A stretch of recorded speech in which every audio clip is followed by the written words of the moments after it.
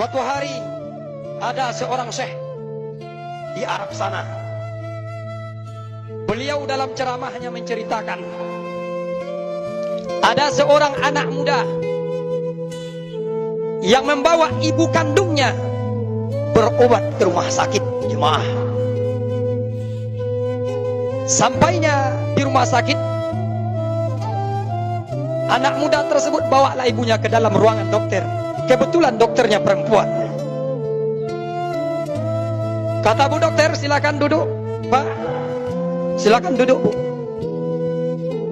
Anaknya duduk, tapi ibunya tak mau duduk. Jemaah. Seluruh yang ada di meja dokter, pena dicampakkan, buku dipelantingkan, semua diserahkan, alas meja dirobek-robek, anaknya digigit, jilbabnya ditanggalkan, anaknya pun pakaikan jilbabnya terus, anaknya digigit. Dokter heran dan bertanya, wahai anak muda, ini siapa? Kata anak muda, ini adalah ibu kandungku, dokter. Ini ibu kandungku. Sejak kapan dia seperti ini? Sejak lahir, dokter, sampai hari ini. Kok bisa engkau ada? Gimana ceritanya? Ya, kakek saya dulu, bu dokter, nikahkan ibu saya dengan seorang laki-laki yang kurang bertanggung jawab. Saya lahir ke dunia, dia tinggalkan saya beserta ibu saya. Sejak kapan kamu rawat ibumu? Sejak kecil, bu dokter. Mau mandi saya mandikan, siang malam pagi dan petang saya sibuk mengurus ibu saya, termasuk membawa dia hari ini kepada engkau, wahai dokter. Jadi ibumu gila? Ya, ibu saya gila, dokter. Kata bu dokter, bagaimana mungkin engkau merawatnya sebegitu hebat, nah, sebegitu luar biasa, sementara ibumu gila? Sampai kapanpun dia tidak akan pernah tahu bahwa engkau anaknya. Kata anak muda tersebut, jemaah Jumat, bu dokter, ibu saya tidak akan pernah kenal, tidak akan pernah tahu siapa saya, bu dokter. Tapi Allah tahu bahwa saya anaknya, bu dokter. Allah tahu bahwa saya anaknya, dan saya wajib berbakti kepadanya. Itu bukan perintah dokter, bukan perintah ulama, bukan perintah ustaz, bukan perintah rasul, tapi mutlak perintah Allah. Wa qada rabbuka alla ta'budu illa wabil walidaini ihsana. Mutlak, dokter. Dokter tundukkan kepala serta meneteskan air mata, jemaah Jumat. Kata bu dokter, sudah banyak nasihat yang masuk di telinga saya, nak. Sudah banyak kiai, sudah banyak ustaz ulama yang menyampaikan nasihat begitu lantang, nak, tapi belum pernah masuk ke batinku, nak. Tapi ketika engkau jawab dengan jawaban yang sungguh penuh dengan hikmah, masuk ke batinku, menetes air mata ibu dokter, jemaah. Ibunya gila, tapi penuh bakti kepada ibunya. Jemaah Jumat sekalian yang dimuliakan Allah, waktu yang sangat singkat ini paling tidak bisa kita ambil iktibar dari cerita seorang pemuda kenyataan ini. Ibu kita mungkin tidak gila, jemaah. Ibu kita tidak gila, tapi kadang-kadang mungkin ngomong berulang-ulang kita seorang anak di hari tuanya seorang ayah, dia akan bertanya terus, nak, engkau sehat, nak? Nak, bagaimana keadaan ekonomimu, nak? Bagaimana rumah tanggamu, nak? Bagaimana anak cucuku, nak? Dia akan nyinyir dalam pertanyaan itu, jemaah. Dan dia tidak akan pernah bosan menanyakan keadaan kita. Tapi kadang-kadang anak yang sudah mulai mewah ekonominya, sudah mulai meningkat prestasi statusnya di kantornya, di tempat kerjanya, menengok orang tua jarang, melihat, memperhatikan, memeluk tubuhnya yang sudah mulai rapuh, tangannya yang sudah mulai berkeriput, tapi sulit kita sentuh, jemaah Jumat.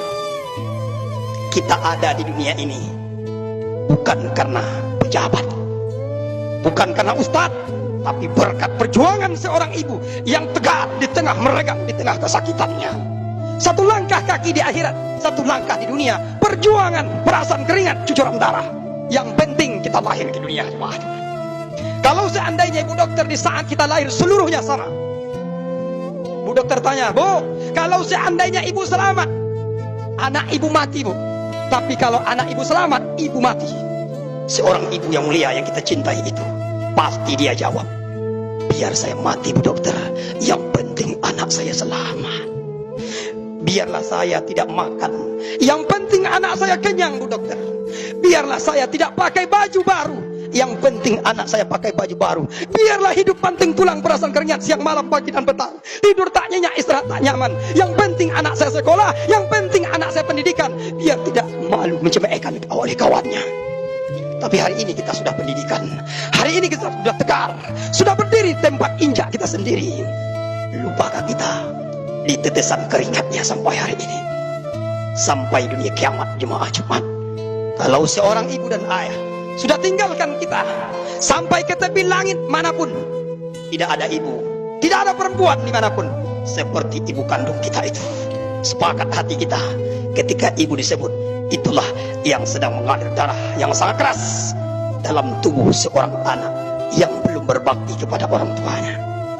Jemaah Jumat yang dimuliakan Allah Subhanahu wa Ta'ala, kalau seandainya kita sebagai orang tua hari ini sudah menjadi orang tua, mungkin gagal berbakti sepenuhnya kepada orang tua kita dulu, tapi jangan sampai gagal kita mendidik anak yang gagal pula berbakti kepada kita sebagai orang tuanya. Tunjuk hari ini anak saya yang soleh, yang akan memandikan saya Pak Ustadz, yang akan memakaikan pakaian terakhir kain kafan namanya, yang akan menjadi imam dalam sholat saya, yang akan meletakkan kening saya di liang lahat nanti. Ini anak saya. Ini 4 harapan orang tua di hadapan Allah kepada anaknya. Karena dulu seorang ibu mandikan kita tak cukup 1 tahun, 5 tahun orang tua mandikan kita jemaah Jumat, mungkin lebih, sampai 7 sampai 10 tahun. Tangan mereka yang menyentuh dengan penuh kasih dan sayang dan kelembutan itu mandikan kita sampai bersih. Satu kali diharapkan, tolong mandikan ibu nak, tolong mandikan ibu nak untuk yang terakhir nak. Ketika badan ibu terbaring kaku, tangan tidak berdaya, hati pun sudah mati nak, mulut sudah terkunci, tangan engkau yang akan menyentuh ibu nak. Setelah selesai pemandian itu, engkau nak yang akan memakaikan kain kafan ayah, kain kafan ibu nak. Karena pakaianmu dulu pernah ayah pakaikan, pernah ibu pakaikan sampai 7 tahun nak. Dan kita sepakat itu terjadi. Satu kali nak, tolong pakaikan pakaian terakhir ayah. Ketika ayah sudah diam 1000 bahasa nak, ayah tidak bisa bergerak, kaki tidak bisa berlangkah, tangan tidak bisa diayunkan, lidah sudah membisu nak, otak tidak berfungsi, hati pun sudah dikunci mati Allah. Engkau yang akan memakaikan pakaian itu nak. Yang ketiga kata ayah, engkau sudah sekolah nak, engkau sudah dipanggil sarjana nak, engkau dihormati dimanapun kau datang nak. Tapi kehormatan itu tolong berikan segelintir untuk ibu nak. Engkau yang menjadi imam dalam sholat jenazah ayah, dalam sholat jenazah ibu nak. Itulah yang ditunggu oleh orang tua jemaah Jumat sekalian. Yang terakhir, tangan ibu nak yang lembut itu dulu, di pangkuan kehangatan kasih sayang ibu, engkau tidur dengan nyenyak dulu nak. Tak bisa kau tidur dalam keadaan berbaring ibu, biarlah ibu tidur dalam keadaan duduk nak. Biar ibu tidur dalam keadaan berdiri, yang penting engkau tidur di pangkuan kehangatan kasih sayang seorang ibu nak. Tolong letakkan dengan tanganmu yang lembut itu ibu nak, tolong letakkan dengan tangan pumpulan nak kepala ayah, badan ayah kau gendengkan di liang lahat itu nak. Maka itulah harapan seorang orang tua.